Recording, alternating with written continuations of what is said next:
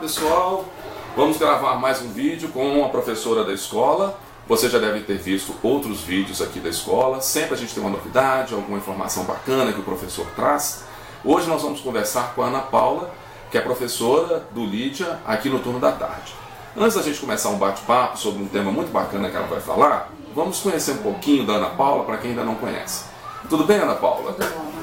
Fala pra gente um pouquinho da sua formação, quanto tempo você é professora, como é que você veio trabalhar aqui no Lídia. Tá. Boa tarde, né, a todos e todas. Meu nome é Ana Paula da Costa, eu estou aqui no Lídia Angélica 5 anos, trabalho 5 anos também na rede municipal de Belo Horizonte. Eu trabalhei algum tempo na rede do estado, estadual, prefeitura de Contagem, e fiz pedagogia, sou pedagoga. Sempre trabalhei em primeiro ciclo, sou alfabetizadora, é uma faixa etária na qual eu me identifico muito. Que bacana, né? E assim, o professor tem uma formação, estuda, faz muita coisa e muitas vezes a comunidade nem sabe, né? Sim. Dessa formação do professor e depois que termina a faculdade continua estudando. É uma coisa sem fim, né? Mas que a gente gosta e faz, né, Ana Paula, com prazer. Ana, você, entre tantas coisas que faz, você tem uma discussão muito importante sobre as questões étnico-raciais, as questões raciais no Brasil. Você me falava outro dia uma coisa interessante, que você é uma professora negra e tem orgulho de ser negra. Com certeza. Isso é uma coisa muito bacana, né? Vamos falar um pouquinho desse tema com as pessoas? Você acha que é importante hoje no Brasil a gente conversar sobre esse tema, conversar sobre o racismo com as pessoas? Bom, eu acredito que seja de suma importância. Não é à toa que a lei 10.639 ela surge no ano de 1993 para a escola ter essa conversa com os alunos, né? Então, eu me identifico muito porque, como eu já conversei com você, sou uma mulher negra, tenho um filho negro, né? Fui casada com um homem negro e às vezes as pessoas acham que isso, não que tem um peso, né? Que eu acho muito bacana, eu gosto muito, me identifico muito, mas a gente sofre algumas questões na sociedade que às vezes as pessoas acham que isso não acontece mais, Marcos, e acontece. E eu vejo que a escola, ela, além dela ser formadora de opinião, ela também tem que trazer essa discussão para dentro da escola, né? É uma discussão saudável, né? Ver o que os alunos estão pensando, ver o que eles sabem sobre isso, para a gente partir para uma conversa, para um estudo mais aprofundado. Que bacana. Então, se a gente fosse pensar bem, existe uma lei no Brasil hoje, não é? E essa lei reconhece, quer dizer, o governo reconhece, o Estado reconhece, que nós contamos pouco a história dos negros no Brasil, tanto é que existe uma lei exigindo que em todas as etapas da educação, né, ensino fundamental, médio até superior, esse assunto sobre a formação do povo brasileiro, dentro desse povo, os negros, né, a história dos afrodescendentes no Brasil, essa história tem que ser discutida e contada na escola. A lei exige isso. Exige para tentar mostrar para a sociedade brasileira o papel que o negro tem, não é isso? Sim, o papel que ele tem e que ele também fez parte desse processo de formação do povo brasileiro e que o negro ele não está aqui como uma mera pessoa, que ele também tem o seu valor, como tantos, né? Que a valorização é só do modelo europeu, né? E que resgatar também a contribuição que ele deu e que ele dá também, né? O negro ele não está só na arte, na dança, ele também está aí como intelectual, né?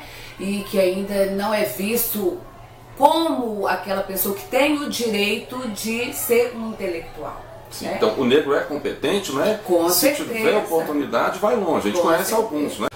Tem o ex-ministro Joaquim Barbosa, então tem Joel Rufino dos Santos. Talvez as pessoas nem conheçam, né? Mas são pessoas extremamente brilhantes, intelectuais, que tiveram alguma oportunidade, brigaram por ela e se tornaram o que são. Infelizmente, a maioria dos negros no Brasil não tem essa oportunidade, não é isso? Não tem. E é onde chega as cotas, né? Talvez seja um outro momento para nós falarmos sobre isso. Existem pessoas que são a favor das cotas, outras são contra, mas eu acredito também que é uma bela discussão, né? Até mesmo para a gente conhecer e se posicionar. Então é dar a oportunidade para você atingir, né? Você tem que sair do seu degrauzinho, subir um outro degrau. E isso a gente depende, sim, acredito sim, que de oportunidades.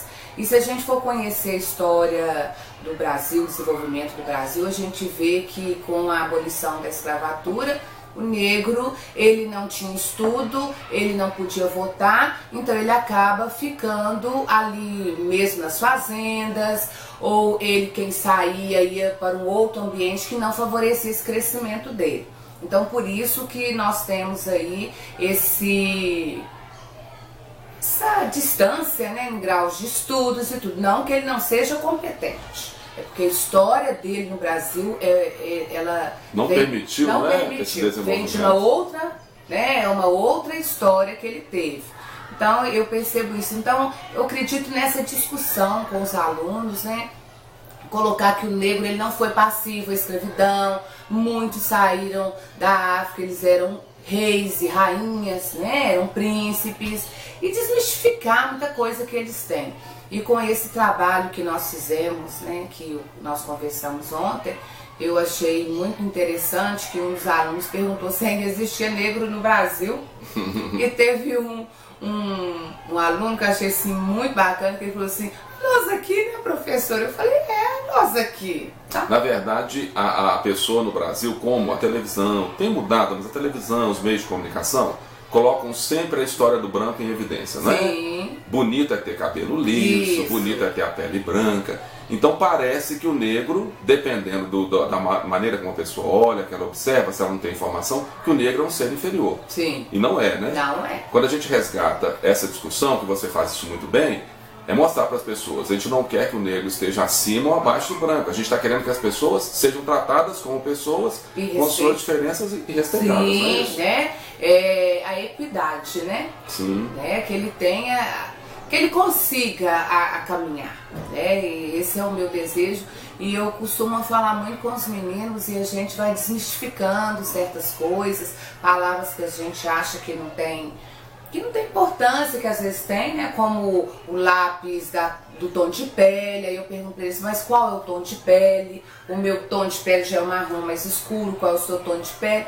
E ter essa conversa. Mas talvez as pessoas não saibam, né? Tem uma grande empresa de lápis de cor no Brasil que ela tem um lápis chamado tom de pele. E a tom de pele que ela põe lá, qual que é? É rosa. É rosa, né? É aquele branco rosa daquele europeu, alemão e tal, que a gente quando vê na praia sabe que ele é europeu, que ele não é um brasileiro.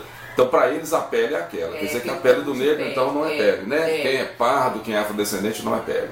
E às vezes isso, né, Ana Paula, faz com que até algum aluno que é negro tenha vergonha de ser negro. Sim, às vezes não se posiciona, né? Porque eu penso, o trabalho ele é bacana por isso. Quando um aluno, ele fala: nós aqui, né, professor? Então ele se aceita, ele sabe que ele é negro e sabe o papel dele na sociedade, né? Ele não precisa ser uma pessoa passiva porque ele é negro, ele se posicionou. Eu achei muito bacana, então é aí que eu vejo o trabalho, né?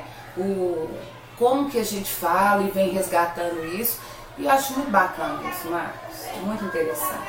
Olha, nossos vídeos têm que ser curtinhos, né, porque as pessoas estão habituadas a ver coisas menores, mas nós vamos voltar a esse tema, conversando com a Ana Paula, com outros colegas, e é bom que a gente comece a refletir sobre esses assuntos, sobre esses temas, né? Sempre a gente tem algo a aprender. Queria te agradecer muito, Ana Paula, né, esse tempinho que você está conversando com a gente. Você queria deixar alguma mensagem, alguma recomendação para os alunos, para os pais? Bom, eu que agradeço a oportunidade, né, Marcos? A gente está conversando sobre esse assunto. Fiz muitas formações em Contagem, inclusive a Cor da Cultura. Ano passado eu fiz parte do grupo de discussão aqui na Pampulha sobre relações étnico-raciais, e é um assunto que muito me interessa. Eu tendo oportunidade, estarei sempre conversando. Eu gostaria de deixar uma frase que eu acho ela assim fundamental. Se não me engano, ela é do Bob Dylan. Ele falava o seguinte: enquanto a cor da pele for mais importante que o brilho dos olhos, haverá guerra. Então eu gostaria de terminar com essa frase. Pô, que bacana. E que bom que a gente tem uma professora igual a Ana Paula discutindo essas questões aqui na Lídia Angélica, né? Um abraço para vocês e até o nosso próximo vídeo. Tchau. Até mais, tchauzinho.